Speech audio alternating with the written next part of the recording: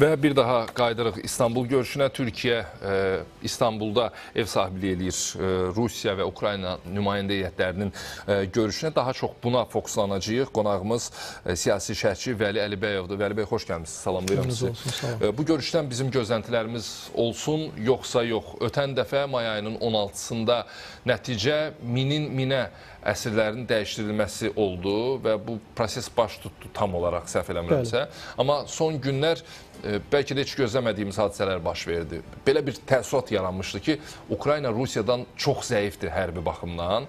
Amma Ukrayna bütün bu deyilənləri alt-üst elədi. Sən demə, il yarımda hazırladığı bir hörümçək tor əməliyyatı var imiş. Minlərlə kilometr məsafəni qət edib dronlar İrkutsk tərəfdə bir neçə aviabazanı vurdular və nəticədə 7 milyard dollara yaxın bir ziyanın dəydiyi ilə bağlı Ukrayna tərəfinin verdiyi bir məlumat var. Nə baş verir Rusiya-Ukrayna arasında və görüşün nəticəsini necə ehtimal edək? Həqiqətən də bu görüşə çox ümidlər bağlanırdı hər iki tərəfdən, ümumiyyətlə dünya ictimaiyyəti tərəfdən. Rusiya düşünürdü ki, onun etdiyi təzyiqlər Ukraynanı axırı ki, deməli, sözə baxmaq vəziyyətinə getirib çıxaracaq və o müəyyən güzəştlərə gedəcək. Lakin Ukraynanın dediyiniz o əməliyyatı onu göstərdi ki, Ukrayna özü də danışıqlar ərəfəsində təzyiq metodundan istifadə etdi və əslində Ukraynanın etdiyi bu əməliyyat, həyata keçirdiyi bu əməliyyat Rusiyanı danışıqlar masasında zəif vəziyyətə getirməkdir. Yəni buna yönəlmiş bir şeydir. Yəni buna hərbi və ya diplomatik jargonda buna sülhə təhrik etmək, məcbur etmək anlamı verir. Hər iki tərəf bundan geniş istifadə edir. Lakin dediyiniz kimi Ukraynanın bu əməliyyatı həqiqətən də çox gözlənilməz oldu, çox səmərəli oldu. Çünki bu dəfə dronlar sərhədi keçərək yox, Rusiyanın öz ərazisindən qalxıb və Rusiyanın müasir və onlar üçün çox vacib olan hərbi avadanlıqları, təyyarələrini yerlə yeksan etdi. Deyilənlərə görə bu bombardmançı təyyarələrlə bağlı, indi hamısının modelini bir-bir demək istəmirəm, çünki siz də hərbçi deyirsiniz, mən də onları xüsusilə vurğulamağa ehtiyac yoxdur, amma milyardlarla dollar ziyan dəyməsi o deməkdir ki, çox ciddi bir itkidən danışılır və hətta deyilənlərə görə bu aviasiya ilə bağlı artıq infrastrukturun 1/3 hissəsinin dağıdılmasından söhbət gedir. Bu çox ciddi bir rəqəmdir Rusiya kimi ölkə üçün və müharibənin gedişatı dəyişə bilərmi? Çünki ekspertlər hələ də müharibənin bu danışıqlar yolu ilə bitməyəcəyini deyirlər. Ən azı ilin sonuna qədər bu cür qarşıdurma davam edəcək. Bəli, razıyam. Bu həqiqətən də Rusiya tərəfinə çox ciddi bir zərbə oldu və bəzi ekspertlər qeyd edirlər ki, bu itkini yaxın illər ərzində bərpa etmək Rusiya üçün olduğu çətin olacaq. Nəzərə alaq ki, həmçinin Rusiya sanksiyalar altındadır, xaricdən texnologiyaların alınmasında çətinliklər var. Əlbəttə ki, bu Rusiyanın hücumlarına, Rusiyanın hərbi əməliyyatlar keçirilməsinə əlbəttə təsir edə biləcək. Digər tərəfdən isə nəzərə alaq ki, Rusiya rəhbərliyi çox inadlıdır, müharibəni sona qədər davam etdirmək. Lakin burada bir incə məqam da var ki, mən düşünürəm ki, Rusiya rəhbərliyi bunu da nəzərə alır və bu danışıqlarda bəlkə bunun da biz nəticəsini gördük. Əgər Ukrayna tərəfi il yarım ərzində belə bir əməliyyat planlaşdırıbsa, heç kəs zəmanət verə bilməz ki, bunun kimi başqa bir əməliyyatlar da hazırlanıb artıq. Və sabahda, birisi gündə, bir aydan sonra Rusiyanın başqa bölgələrində də... Əslində bunu dedilər Ukrayna tərəfi. Rəsmi şəkildə dedi ki, bundan daha böyük hadisələr baş verə bilər. Bəli, ola bilsin ki, Rusiya məhz bunu nəzərə alaraq bu danışıqlarda daha yumşaq mövqe nümayiş etdirə bilər. Amma yenə də deyirəm, Putinin xasiyyətini, onun xarakterini bilərək düşünürəm ki, elə də asan olmayacaq. Ukraynanın memorandumu hazırdır və layihə mediada işıqlandırılır. Quruda, dənizdə və havada tam atəşkəs istəyir Ukrayna. Hamını hamıya prinsipi ilə deyir, dəyişək, əsirlərdən danışılır və uşaqlardan söhbət gedir. Kiyevin neytral statusdan imtinası bu hansı anlama gəlir? Yəni, Rusiyanın bilirsiniz ki, əsas tələbi ondan ibarət idi ki, Ukraynanın NATO-ya və qərbə inteqrasiyasının qarşısını almaqdır. Ukrayna deyir ki, Ukrayna deyir ki, öz işimizdir, özümüz bilərik. NATO-ya da qəbul ola bilərik, Avropaya da inteqrasiya edə bilərik. Yəni, bu şərt olmalı deyil danışıqlarda. bu prosesi biraz mürəkkəbləşdirən hadisə deyil. Ən azı bu NATO-ya üzvlük məsələsi. Çünki Birləşmiş Ştatların prezidenti də səhv eləmirəmsə belə bir açıqlama vermişdi ki, bu dəqiqə heç kim Ukraynanı NATO-ya qəbul etmir. NATO-nun şərtləri də o deyil ki, Ukrayna indiki şəraitdə NATO-ya üzv olsun. Bu prosesi qəlizləşdirmir ki? Əlbəttə qəlizləşdirir. Əslində dediyiniz kimi düz Rusiya tərəfinin memorandumunun şərtlərini biz hələ bilmirik. Bu hələ açıqlanmayıb. Amma Ukraynanın memorandumunun şərtlərini oxuyan zaman o başa düşülür ki, Ukrayna tərəfi nəinki hansısa bir deməli güzəştlərə getməyə hazırdır. O əksinə, hətta deyə bilərəm ki, dünənki o əməliyyatdan sonra daha da sərt yanaşır və özünü bu deməli özünü şərt irəli sürən tərəf kimi aparmağa başlayıb artıq. Əlbəttə ki, Rusiya da buna gedən deyil. Dediyimiz kimi bu danışıqlardan nəsə ciddi bir irəliləyiş gözləmək çətindir. Hörümçək toru əməliyyatı ilə Rusiyanın çox böyük bir imicinə zərər dəydi. Çox zəif nöqtələri üzə çıxdı. Halbuki heç bunu sözün açığı təxmin etmək mümkün deyil ki, belə bir hadisə baş verə bilər. Rusiyanın imici zədələndi. Rusiyanın zəif nöqtələri aşkara çıxdı. Rusiya bunu bərpa etmək üçün ərazi olaraq böyük dövlətdir. Bərpa etmək üçün əlindən gələni eləyəcək. Amma necə, qısa vaxt ərzində necə bunu reallaşdıra bilər? Düşünürəm ki, qısa müddət ərzində əgər bunun qarşısını almaq istəyirsə, bu hadisənin baş verməsində günahkarlar üzə çıxarılacaq. Tək Ukrayna tərəfindən yox, yəni sırf Rusiya tərəfindən yüksək səviyyəli məmurlar işdən azad olunacaq. Çünki cəmiyyətə günahkarlar lazımdır, günahkarları nümayiş etdirmək lazımdır və bir də ki, cəmiyyət başa düşməlidir ki, məhz onların səhlənkarlığı nəticəsində bu baş verib. Əks təqdirdə Ukrayna bunu edə bilməz idi. Çünki hazırda Rusiyanın hətta uzaq deməli şərqdə yerləşən vətəndaşları da artıq öz təhlükəsizliyinə zəmanət dura verə bilmirlər. Onlar düşünürlər ki, hər an Ukrayna dronları göyə qalxa bilər və onlara zərbələr endirə bilər. Əlbəttə ki, bu Rusiyanın daxilinə, Rusiyanın imicinə çox ciddi zərbə vurub, Rusiya rəhbərliyinin, Rusiya hərbi maşınının imicinə, Rusiya müdafiəsinin imicinə çox ciddi zərbə vurub və bunun aradan qaldırılması üçün dediyim kimi çox işlər görülməlidir və düşünmürəm ki, qısa müddət ərzində hansısa bir real nəticə əldə etmək olsun.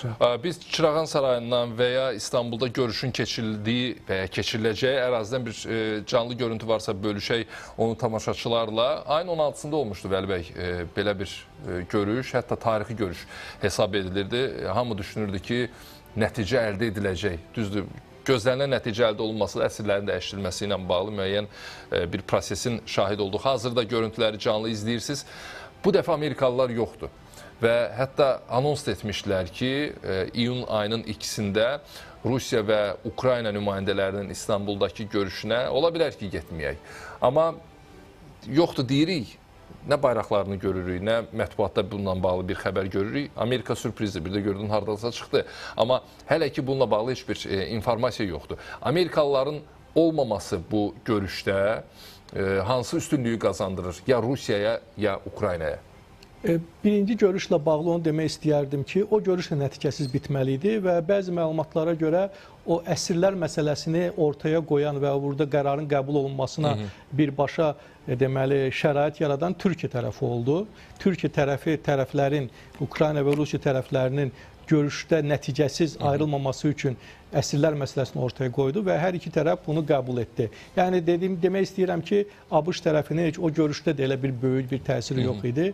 İndiki görüşdə mən düşünürəm ki, olmaması Ukrayna üçün daha əlverişli şərait yaradır. Bilirik ki, Amerika Birləşmiş Ştatları daha çox Rusiya mövqeyindən çıxış edir, Ukraynaya təzyiq etmək istəyir. Amma Türkiyə bugün üçün Ukraynanın ərazi bütövlüyünü tanıyan və Rusiyanı işğalçı sayan bir dövlətdir. Amma buna baxmayaraq Rusiya onu da moderator kimi qəbul edir və mən düşünürəm ki, məhz bu formatda Ukrayna, Rusiya və Türkiyənin moderatorluğu ilə daha çox nəticə əldə edə bilər, nəinki orada ABŞ-ın və ya daha başqa bir Avropa ölkəsinin olduğu təqdirdə. Aydındır. Deməli, müəyyən görüntülər var. Milli Kəşfiyyat Təşkilatının rəhbəri İbrahim Kalının Çırağan Sarayına gəlməsi ilə bağlı o görüntüləri bölüşə bilərik. Hansı ki, içində İbrahim Kalının olduğu avtomobillərdən biri Çırağan Sarayına yaxınlaşır və biz canlıdır. Yəqin ki, canlı deyil bu görüntülər. Artıq İbrahim Kalın bir saat əvvəl təxminən saraya yaxınlaşıb və deyilənlərə görə, Türkiyə mətbuatının yazdığına görə, Türkiyə Xarici İşlər Naziri Hakan Fidan da bir neçə saat əvvəl özünü Çırağan Sarayına çatdırıb və bir digər mənbələrin verdiyi məlumata görə tərəflər də İstanbulda Çırağan Sarayındadır. Amma təxminən 1 saat 15 dəqiqədir, 1 saat 20 dəqiqədir biz gözləyirik. Elə kadrlardan da görürsünüz, jurnalistlər də gözləyir. Görüşün başlaması ilə bağlı heç bir məlumat yoxdur. Və informasiya olan kimi dərhal canlı bağlantılarla biz də bunu sizinlə bölüşəcəyik. Xəbəriniz olsun. Vəli bəy, gəlin elə bu kadrlar üzərindən davam edək. İbrahim Kalının orada iştirakı, Hakan Fidanın Çırağan Sarayına gəlməsi, üstündən 1 saat 20 dəqiqə keçməsinə baxmayaraq hələ də görüşün başlamaması bu nəyi deməyə əsas verir? Belə bir senaryo ola bilərmi ki, görüş artıq başlayıb, bununla bağlı mətbuata açıqlama verilmir, beynəlxalq ictimaiyyətə açıqlama verilmir, bir sürpriz nəticə ola bilər. Hər halda gedişat onu deməyə əsas verir və ya təxminlər.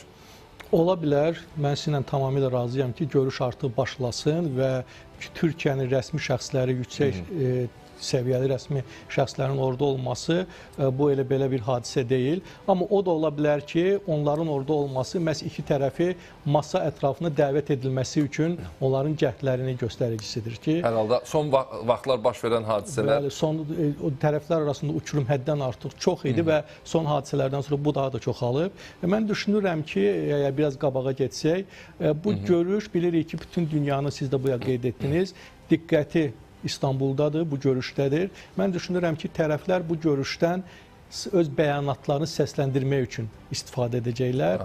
Qarşı tərəfi günahlandırmaq üçün daha çox istifadə edəcəklər və biz Ukraynanın memorandumunun şərtlərini də gördük.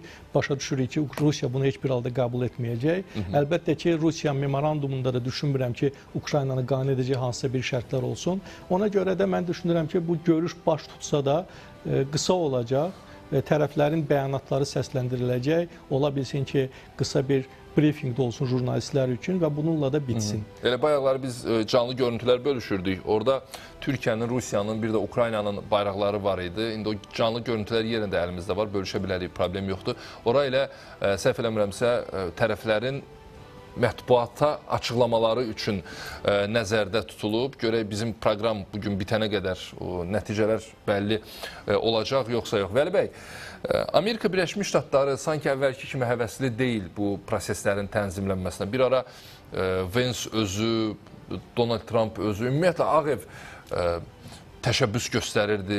Ukrayna istədi-istəmədi açıqlamalar verirdi. Prosesləri yumuşatmaq üçün əlindən gələni eləyirdi. Amma dediyi kimi etməyə başlayıb. Sanki biraz kənara çəkilib qıraqdan baxım, görüm nə baş verir deyirlər. Bəli, tamamilə razıyam sizinlə. Trump düşünürdü ki, Ukraynanı sülhə məcbur etmək olar, məğlubiyyətə məcbur etmək olar və düşünürdü ki, bunu etmək üçün Putin də müəyyən güzəştlərə getməlidir. Amma danışıqlar və Putinin mövqeyi onu göstərir ki, Putin nəinki güzəştə getmək, o hətta daha da irəli gedib yeni torpaqlar işğal etmək, bufer zonası yaratmaq və Ukraynanı ümumiyyətlə tam məhv etmək üçün çalışır. Belə olan halda bu əlbəttə ki, Amerika Birləşmiş Ştatlarını da qane etməz əlbəttə, Rusiyanın belə güclənməsi. Ona görə də onlar indiki halda geri çəkilib kənarda müşahidə etmək istəyirlər ki, bunlar ikisi hansısa bir deməli razılığa gələ bilərlər, yoxsa yox. Və dediyimiz kimi, əvvəl də Trump demişdir ki, biz artıq geri çəkilib rolu daha çox Avropa ölkələrinə vermək istəyirik ki, onlar bu sahədə öz fəaliyyətlərini göstərsinlər. Göründüyü kimi hazırda Türkiyə aktivliyi öz əlinə alıb, görək Türkiyənin vasitəçiliyi hansı nəticə verəcək. Bəs Avropa bundan sonra hansı addımları ata bilər? Sanksiyalar falan hamısı öz yerində, bəllidir. Amma əllərində hansı alətlər qalıb? Məsələn, bir dönəm Niderland F-16'larını Ukraynaya təqdim elədi və Almaniyanın silah tədarükü ilə bağlı Ukraynaya təbii ki, müəyyən xəbərlər gəlir. Xüsusən də Taurus, ümidvaram düz dedim adını, raketlərinin tədarükündən danışırıq. Bunları da bir kənara qoysaq, siyasi anlamda necə davranacaq Avropa Amerikasız? Onların, Avropanın bugün əlində olan yeganə səmərəli vasitə bu yenə də sanksiyalardır. 17-ci paket qəbul olunub, növbədə 18-ci paketdir. Dediyim kimi, Rusiyaya qarşı ən səmərəli təzyiq vasitəsi bu sanksiyalardır. Amma bir halda ki, bu bir halda öz effektini verər ki, bütün Avropa bir olsun. Amma bu günləri görürük ki, Avropa bir deyil artıq. Hətta bu sırağı günləri keçirilən, Polşada keçirilən prezident seçkilərində də gördük ki, sağçı prezident seçildi. Onu Trumpist adlandırırlar və o daha çox deməli Ukraynaya dəstəyin əleyhinə olan bir şəxsdir və düşünür ki, deməli, yəni onun Ukrayna ilə elə də yaxşı münasibətləri yoxdur və düşünürəm ki, bu Avropa Birliyini biraz da zəiflədir. Çünki artıq Polşada bir prezident var ki, hansı ki, baxmayaraq ki, onun səlahiyyətləri tam yoxdur. Polşa bu parlament respublikasıdır. Amma buna baxmayaraq o da öz təsirini göstərə bilər bu proseslərə. Zelenski də yeri gəlmişkən Latviyadadır, səhv eləmirəmsə hazırda və belə bir açıqlaması olub Litvada. İtkilər və hərbi potensialı azaltmaq Rusiyanı real diplomatiya ilə razılaşmağa məcbur etməlidir. Bu barədə Ukrayna prezidenti Zelenski Buxarest 9-luğu və Skandinaviya ölkələrinin samitində bildirib. Bu xüsusi bir məqamdır. Bir tərəfdən Rusiya yay hücumuna başlayıb, digər tərəfdən isə diplomatiya ilə məşğul olmağa məcburdur. Bu bizim hamımız üçün çağırış və real fürsətdir. Bu müharibəni bitirməyə çalışmaq üçün bir şansdır deyə Zelenski Rusiyaya bir mesaj göndərib görüşlərin planlaşdırıldığı bir vaxtda. Deyir ki, Avropa və Birləşmiş Ştatlarla Ukrayna Rusiyadan daha yaxşı silahlara malikdir. Bu həqiqətdir əslində. Çünki Rusiyanın bu gün istifadə etdiyi silahlar Sovet vaxtından qalmış silahlardır. Onlar pis, yaxşı modernizasiyaya uğrayıblar. Amma ki, bu heç də o demək deyil ki, onlar Avropanı və Amerika Birləşmiş Ştatlarının bu gün əllərində olduğu silahlarla tam rəqabətdə keçə bilsinlər. Ona görə də, bəli, Rusiya silah baxımından, müasir texnologiyalar baxımından Qərbə və Amerika Birləşmiş Ştatlarına uduzur və bu da əlbəttə ki, müharibənin gedişatına öz təsirini göstərməyə bilməz. Vəli bəy, çox sağ olun. Təşəkkür edirəm sizə. Mən təşəkkür edirəm. Dəvətimizi qəbul etdiniz. Görək görüşlərin axırı necə bitir. Təşəkkürlər. Studiyamızın qonağı Vəli Əlibəyov idi və biz Rusiya-Ukrayna müharibəsinin gedişatı ilə bağlı danışdıq. İstanbuldakı görüşlər diqqətimiz mərkəzində olan məqamdır. Davam edək digər xəbərlərlə.